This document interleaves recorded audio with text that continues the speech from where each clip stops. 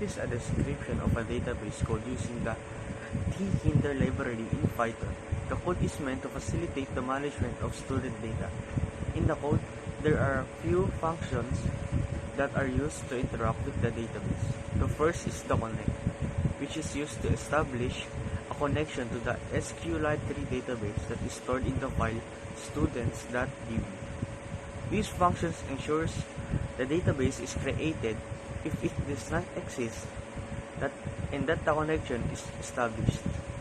The second function is insert, which is used to add information about the student to the database.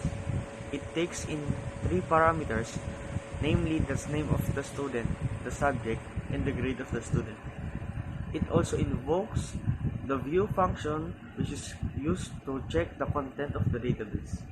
The third function is view, which is used to retrieve a list of all students from the database.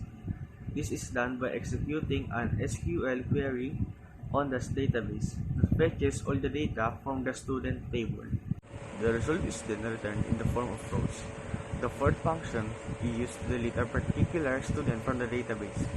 This is done by specifying the ID of the student.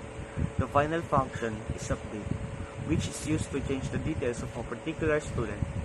This is done by specifying the ID of the student along with the new name, subject, and grade for the student. The code also has a user interface built with the thinter library.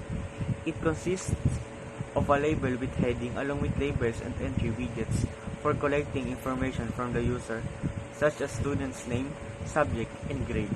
Additionally, there are 4 buttons: view, add, delete, and update, which are used to invoke the respective function.